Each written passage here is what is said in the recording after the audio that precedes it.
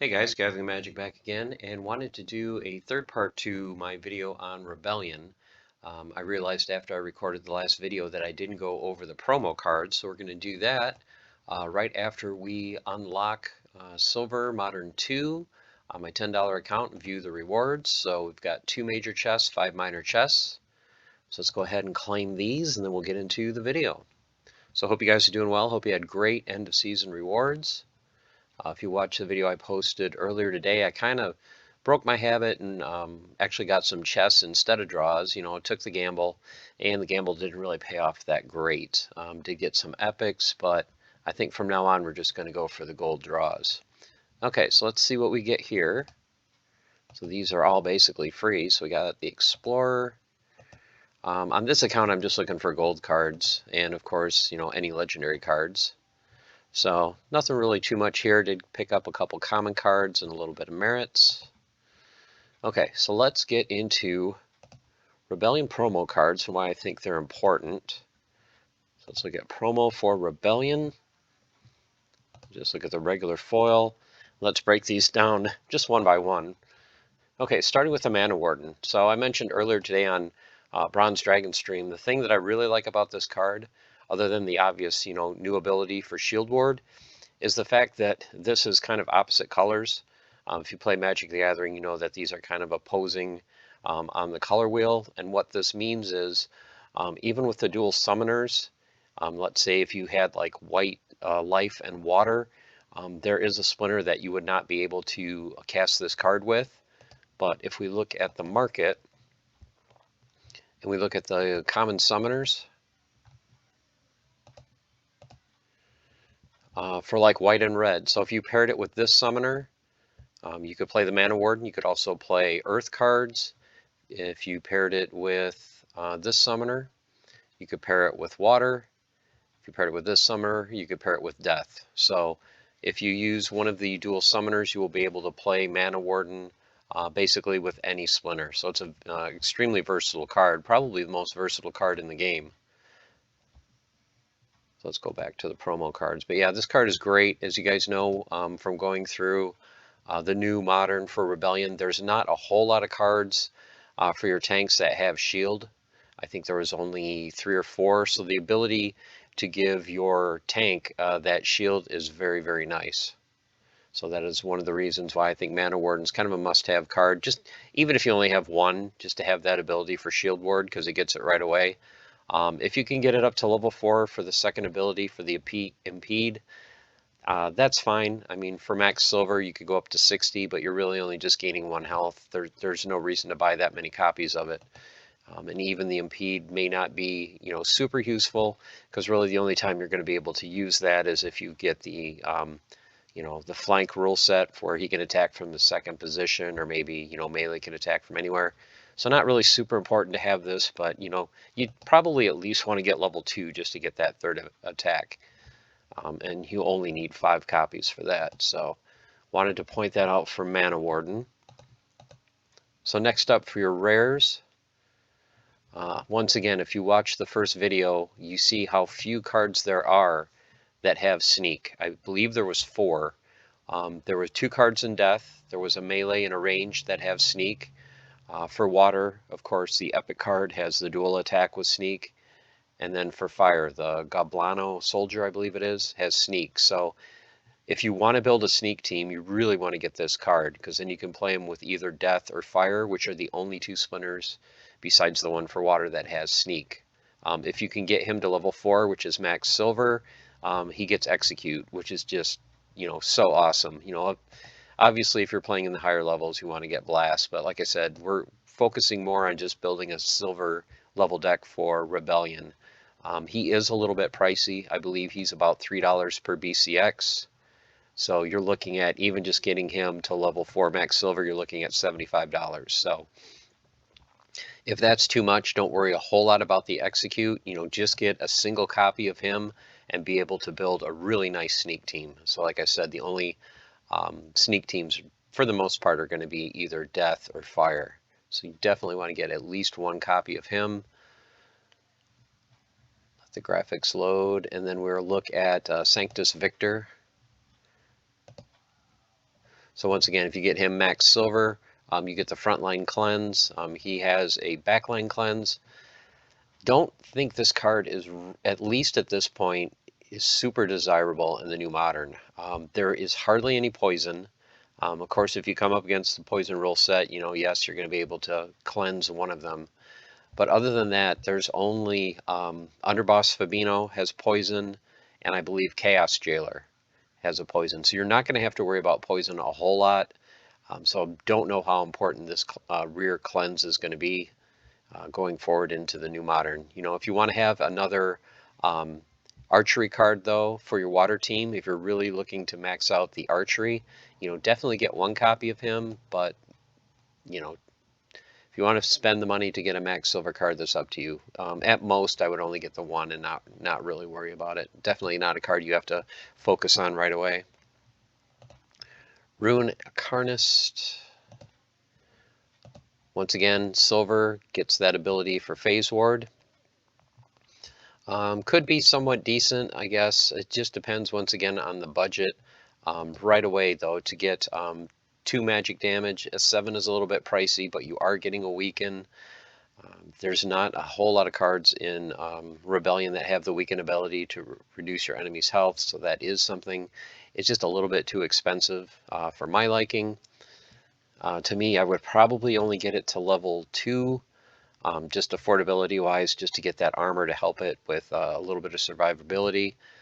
Phase Ward is great, but there's not a whole lot of, you've got a lot of smaller magic damage in Rebellion. You're not going to come up against a lot of 3, 4, 5 magic damage. So, and of course, this would have to be in pretty much position 2 so that you can give your tank Phase Ward.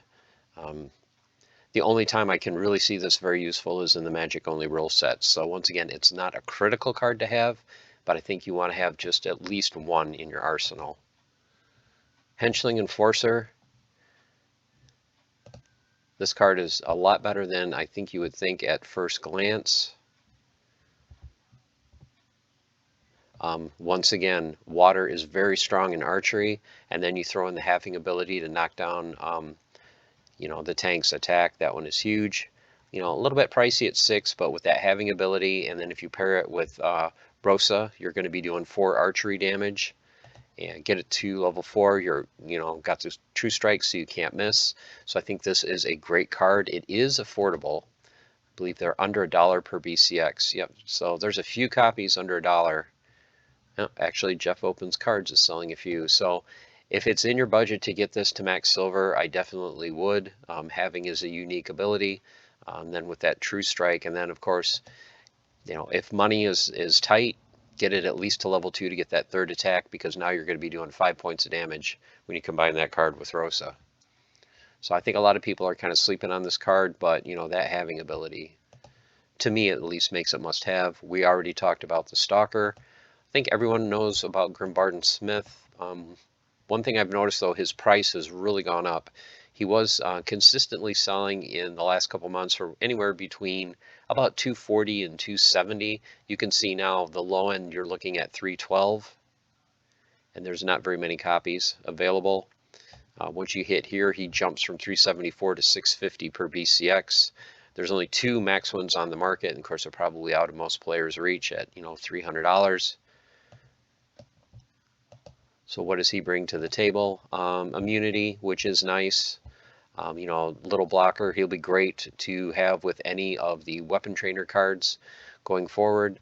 For Smith, once again, if you have 1 copy, great. Max silver, you're gaining the void, but really you only need him to get level 3 to get that void. You're only gaining 1 armor there. So once again, if money is an issue, at least have a copy of him, definitely. If you can afford to get him to level 3, that void will be huge, because I believe there's going to be a lot of Moxie and Rebel decks that are going to pair with cards like this.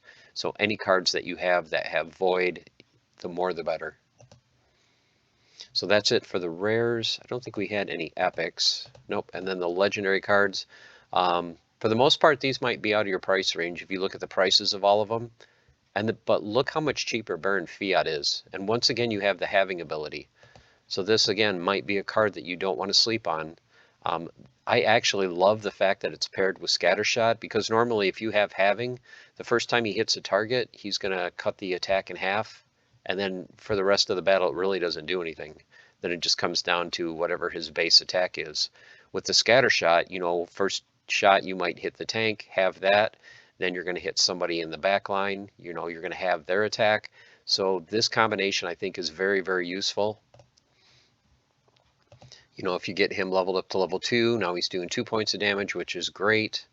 So this would be your max silver level, and then after that, you know, ambush. So he's going to get this attack before the battle even starts. You know, have somebody's damage, then the battle's going to start. He's going to have probably a different monster's damage. So definitely have one copy, especially at this price. With him only being 320, you know, I feel this is very affordable. I mean, he's basically the same price as a Night Stalker, which is the rare. So don't overlook that card. The other ones I think you guys already know are extremely powerful cards. You know, you pair him with the Epic Flyer. You know, he has charge, so he can attack from anywhere. He's got the range damage, and then you just throw in Expose. So for him, for Manaroth, it just comes down to money. If you can afford a copy, you know, great. But like I said, for the focus that I want to do on this video is more of the cheaper, more expensive silver level deck. You know, if you can get one of these, great, but I don't think any of these are must have to be at least a little bit competitive. You're going to run up against these from time to time, but it's not something that I don't think you're going to face every battle. One thing I'm really wondering about too are how many fiends are going to be in Conclave Arcana. I cannot see them not adding a fiend going forward. And will the fiend be legendary? You know, maybe the fiends are going to be epic. And I think what they might be, this is just kind of my thought, the fiends will be epic and the fiends will be 1 mana. So they're not going to be a copy of the 0 mana fiends from Chaos Legion. They'll kind of be filler cards, because we really don't have a whole lot of 1 mana cost cards other than the legendary cards and the reward cards. So be on the lookout to see if you see epic fiends in Conclave Arcana. And then finally Delia. Once again, a great card. Let's take a look, see what the stats are. So for max silver, level 2, it gets dodge, so you've got double strike and dodge. 3 archery, it's neutral, so another card that you could pair with the water team. You know, good card, strong, but once again, just very expensive. So overall, I would say for the affordable promo cards, the ones you really want to target is Mana Warden. Get him to level 3. Get at least a single copy of the rares. Get at least a single copy of those. If you can get Night Stalker leveled up to level 4 and get that execute, fantastic, but it's going to be a little bit pricey for you. Okay guys, there you have it. Just wanted to do just kind of a quick follow-up on the Rebellion. I'm really excited about the new Modern that's coming out, because I think that I will have, and you guys will have, kind of a head start ahead of everyone else. Like I've said in the previous videos, you don't have to spend, I don't think, a lot of money to be competitive in Modern.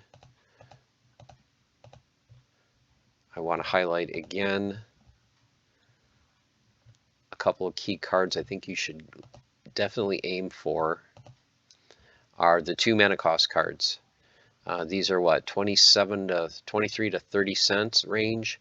So I would say if you have just a little bit of money, you know, a couple bucks here and there that you can put into the game, slowly build these up.